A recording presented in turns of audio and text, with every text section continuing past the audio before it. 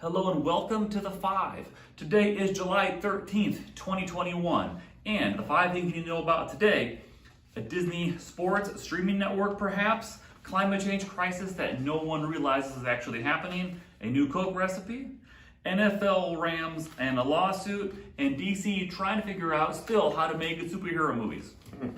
First on the list today, Disney Sports. So this is from Front Office Sports, just outlining the magnitude of what Disney has planned moving forward. So you might not know they own ESPN. They own a lot of stuff. ESPN, obviously synonymous with sports, but just to get an idea of the dollars invested.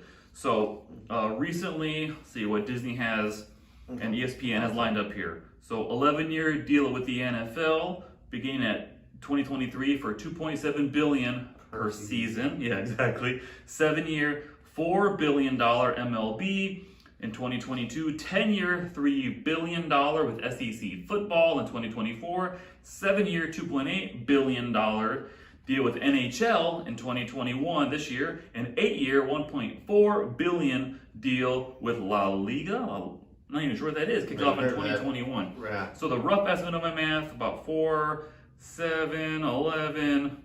That's about a $13 billion. They're all B's. $13 billion going on with what's just happening with a lot of Disney stuff. Yeah. We talk about streaming stuff a lot and all that's going on. It must be A good. live sports fan. Yeah, it must be good to be Disney to be able to afford all that and pretty much try to put a lockdown on all that stuff. But like, yeah, if you're a sports fan, if you want to watch like NFL football, I'm pretty sure like ESPN has like the Monday Night Football and stuff like that. And I don't know if they're going to get any more games or if there's going to be any change to the schedule. That remains to be announced. But like the TV schedule. But yeah, that's just really it's kind of frustrating because like now because there's so many streaming services out there, and if you're a live sports fan, now it's like you have to have this one. And we were saying just yesterday that Peacock is kind of positioning really well too, but you have these like media behemoths all fighting and outbidding each other on various segments of these sports things. Yeah, I think it's hard to be a live sports fan because it's not like you just get one thing. It's like what for are you gonna have to get to cover like the two sports that you really follow. And it's usually just like one night out of the week where like, well, football, they only play one game a week or something like that. But if you're like a baseball fan, if your favorite team happens to play on a night that's broadcasted on ESPN, well, you got to have the ESPN channel to watch it, which is probably going to be now, and now it's you're going to have some sort of a streaming service. Probably just pay for the ESPN Plus subscription, but that on top of everything else, if you like to watch shows and movies too, that's just more that you got to pay for. So I wonder for a long time, like people still have like cable, like I have YouTube TV and things like that. The streaming version of cable. But for a long time, people always complain when you would change packages, right? You gotta get like 15 stations you don't want for one station you do want. Yeah. And then people thought that streaming might solve some of that. I don't really know if that's true. It seems like you gotta get, what's the opposite? You gotta get like one, or is it the same thing? Like a streaming service for like one night a week of things you really wanna watch. Exactly. Yeah, it's almost kind of made it worse now because now you got to pay $15 here, $15 there, and when it comes to like spring cleaning on your bills, when you're trying to think about like, okay, what do we still watch and what can we do without, and then you cancel something and then there's always that one thing you realize like oh, that's why we had it, and then you weigh, is it worth it for that one thing? Yeah, there's a lot of streaming stuff. Yeah, it's cheaper just to not be a sports fan. I mean, if you're born and raised a sports fan like I was and stuff like that, that's one thing. But man, if you're not into sports right now, don't even try to get into it. It's just expensive. Well, and I've never really been a huge sports fan for the most part, but now I'm not really at all. And like going to games is expensive. It's fun, but going to games is expensive for pretty much any sport you follow professionally, and the segmented streaming services of what you can actually get or not get. Right. It's just a whole thing. And some days I'm not a sports fan. Yeah, so from going to the games to buying the merchandise, I mean, that's expensive too. I mean, $40 for a hat. All the officially licensed stuff. $40 for a hat, or like $40 for a t-shirt and stuff like that. I mean, or $100+ for a jersey. I mean, it's just a lot, you know. I'm going to adjust the order of what the 5 was going to be because that brings to an interesting point talking about sports fans. Yeah. So there's a NFL Rams lawsuit been going on. So you follow football more than I do. So we're in the St. Louis area, which was the Rams for a while. They moved to Los Angeles. Do you remember when? It was about 2015. About 2015, so a few years ago. So that's like 6-something years ago. Moved to Los Angeles. So I guess they're owned by Stan Kroenke, who who also is into like real estate. A lot of real estate holdings, right? Yeah. Billionaire, very, very wealthy guy. Yes. And let's see, so he moved in, and obviously most sports teams owners are very, very wealthy. They're expensive assets to own. Yeah. So I guess, do you know the gist of this lawsuit? Well, there's just a lot of dishonesty. Like, it goes to show that Stan Kroenke knew, and Roger Goodell, and quite a few of these NFL owners knew that the Rams were fully intended on leaving like a few years before they announced it or before they actually did it. And now there's a whole agreement, there's a whole process that the NFL, by their own guidelines, that they have to follow. So they say that they have to follow in order to do something drastic like relocating a football team. And then there's a lot of things to do with the licensing of the seats and stuff, where they kind of misled fans into buying season tickets and to merchandise, even though they knew that they were going to move, that they were going to change locations and stuff like that, but they didn't. They kind of brushed it off like that wasn't going to happen, even though there's proof now that there is evidence now, according to a judge, that they did know back in 2013, a few years before they actually moved, that they knew that they were fully intending on leaving St. Louis. So here's part of this evidence they're saying. In 2013, there's a phone call between Kroenke, Goodell, who's what in the NFL commissioner, is that what that is? Roger Goodell is the NFL commissioner. And Mara, I don't know what that is, but Steelers owner Art Rooney. Yeah. So during the conversation, Kroenke said, this is a quote, and this is Yahoo Sports quoting the evidence. Kroenke said, "I'm going to buy 2 parcels of land and build a stadium in LA." And Goodell replied, "We will respect your confidentiality."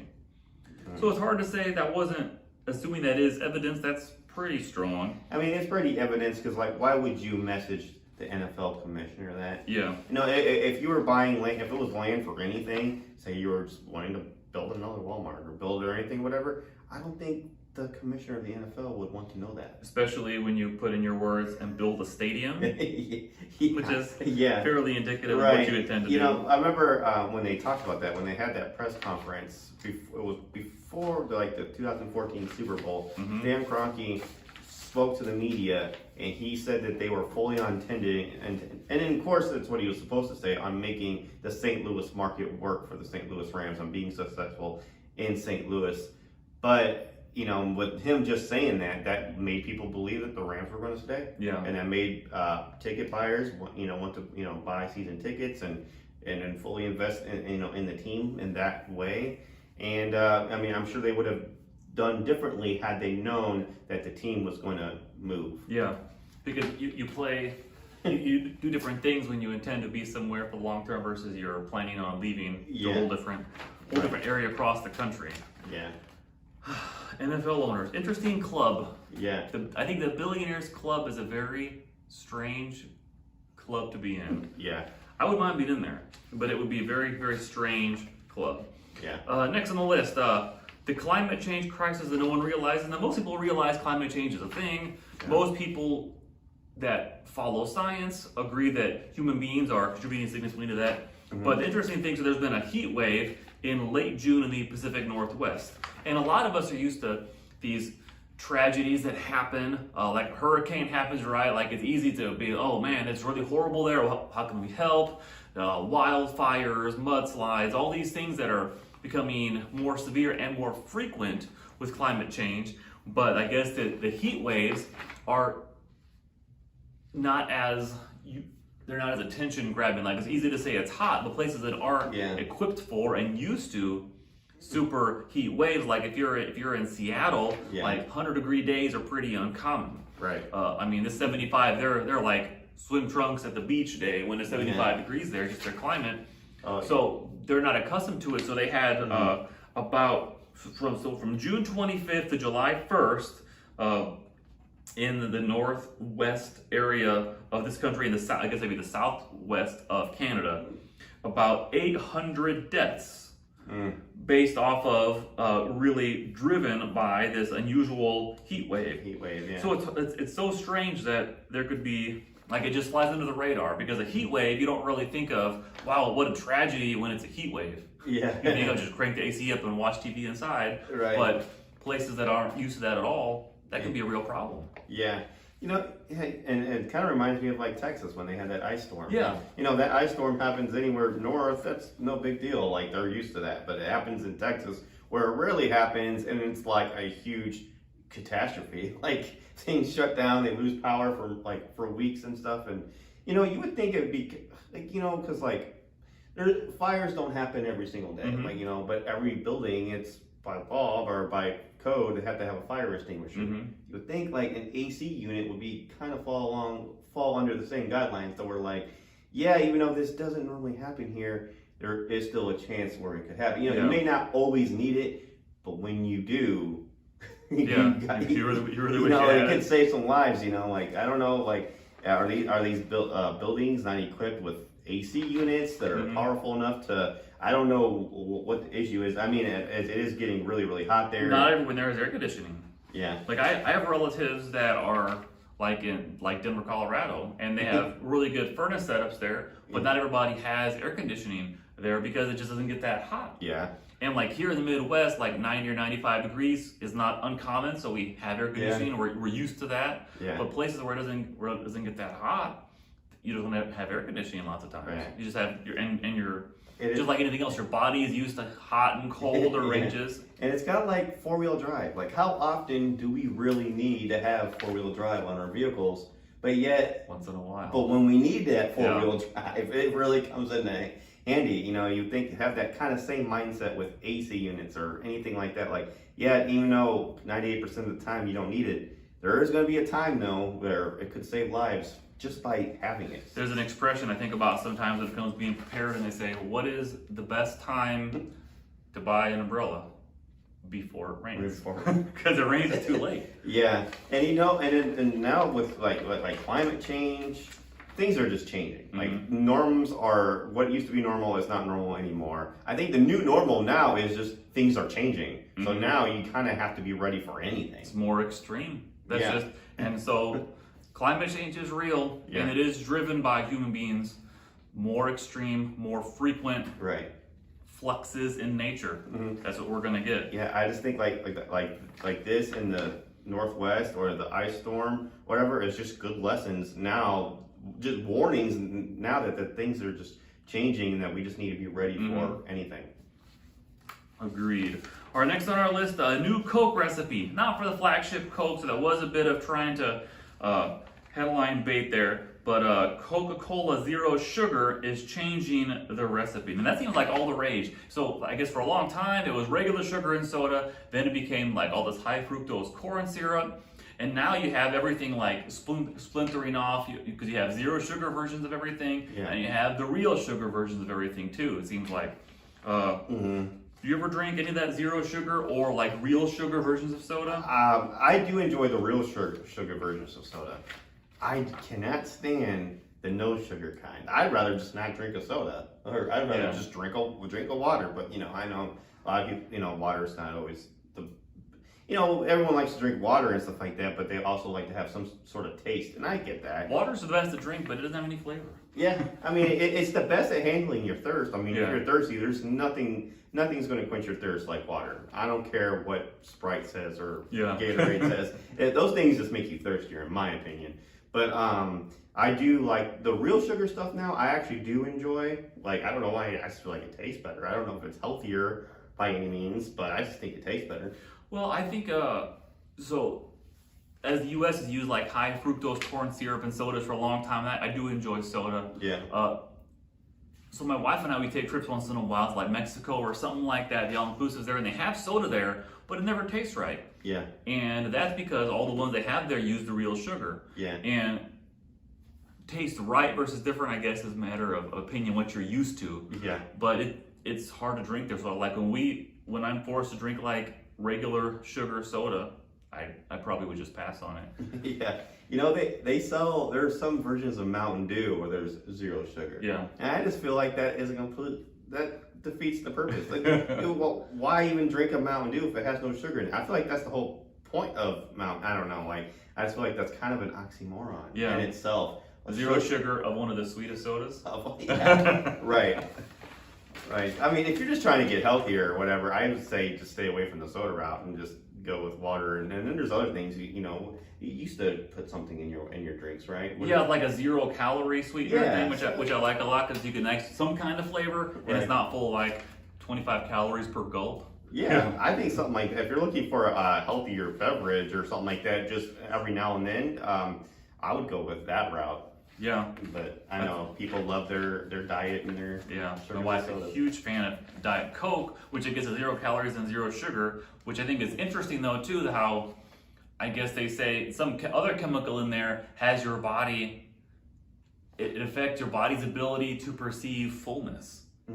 So even though like you're drinking a 0 calorie, 0 sugar drink, which on the surface doesn't sound all that bad, it also is impacting your ability to know when you're full. So when you're eating food, it's harder to feel full when you eat food.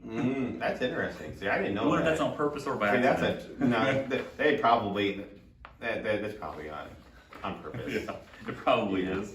So last thing on the 5 today, DC and figuring out their movie strategy with superheroes, because most people know the Marvel movies are pretty good. Yeah. They're pretty good. And DC has a hard time making ones that are good. Yeah, and the ones that are good are just like a real struggle. Like a 4-hour Justice League movie. Like so a real struggle. You know, I mean, it was good, but it was still 4 hours long. You know, Marvel can put out a good movie half that length and do just fine. I don't know what it is. I think it's because like Marvel, they have, in the MCU, they have a guy named Kevin Feige. I hope I'm pronouncing his name right. Close enough. Kevin Feige or whatever. Yeah, he does a really good job. He's been he's been the top dog of the MCU for a long time. He's been making all the right decisions and stuff like that. Maybe the MCU needs to find, or the DCEU needs to find their version of Kevin Feige. It makes you wonder what drives success behind this, because I guess the thing was this Screen Rant, Margot Robbie, who I guess does Harley Quinn and Suicide Squad and the namesakes of the movies too, and like she doesn't even know what her next thing is regarding Harley Quinn, and it speaks to a bigger issue, because what is the driving factor behind these? Because I would say I've never been a comic book fan really, but I would say as far as what characters people know, I think that DC, it's called DCEU? Yeah. I think they have more characters people know, because I think like Superman and Batman, like if you rewind 30 years ago, before all these started plowing in, I think they have far more name recognition. Yeah. And maybe that hurts them, maybe that helps them. Well, see, the DC universe has always been dark. It's always been very dark I think why the MCU is doing so well is because there's room for comedy,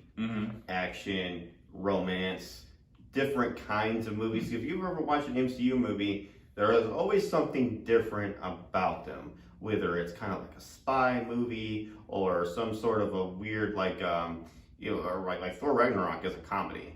That was almost too funny for what I could handle for a it was movie. Basically an action comedy. Now they're not all like that. They're all just kind of different.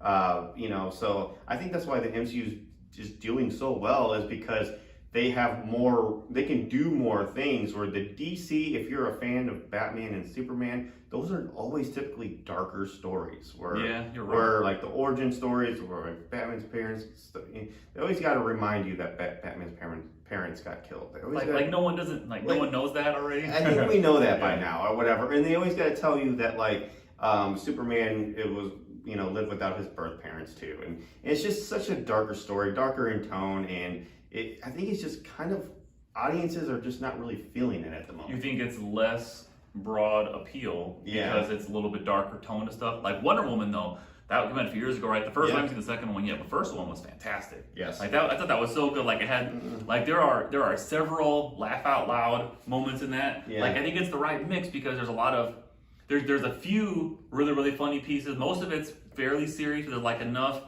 like laugh out loud. They had, I think, a really good chemistry to Chris Pine and Gal Gadot. Yeah. A really good chemistry because they work really well together.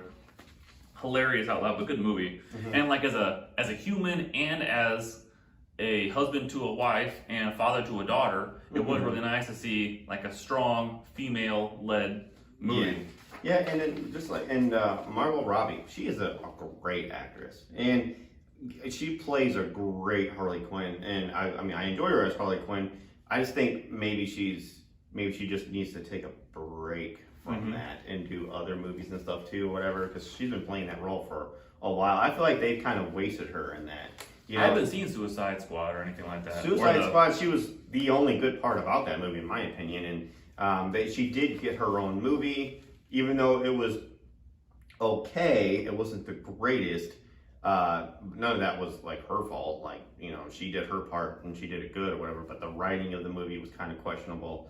It was just kind of an okay movie. But yeah, I think her talents our talents are kind of getting wasted now. I am excited for the new Suicide Squad, which she will be in, so I am excited for that. But I can kind of see where she's kind of played that role over and over again. Maybe I can see why she would want to break from that. Is there another Suicide Squad in the works? Yeah, is it like a sequel or a remake? There is. There's the Suicide Squad, which comes out August 6th.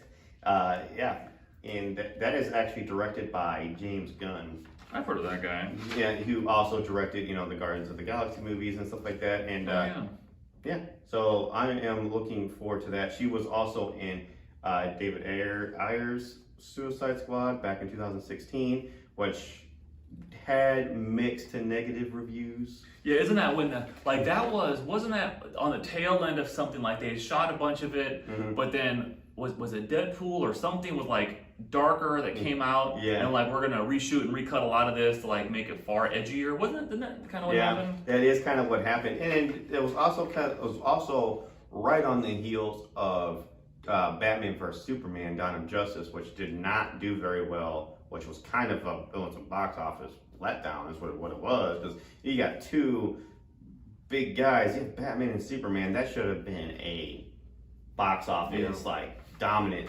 movie, and it wasn't, and it was very disappointing. And a lot of critics were pointing to the darker in tone, which that's DC anyways. It's darker, so they were kind of complaining about what it was meant to be, and I guess audiences were just not ready for that darker tone. So they tried to make it more edgier, more lighter, and they completely ended up doing reshoots. They went away from what the director intended that movie to be, and it turned into a total mess.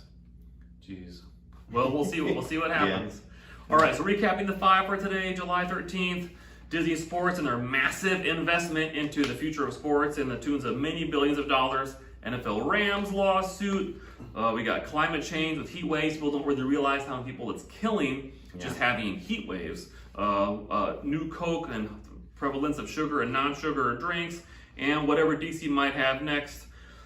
Because even as a lot of its main characters don't really know. Yeah. So, on my right, has joined me today is Ben. I am Tyler. This is the 5. You find it for TFD Talks and TFD Supplies, anywhere you find your videos or your podcasts. Thank you for watching and listening. Later.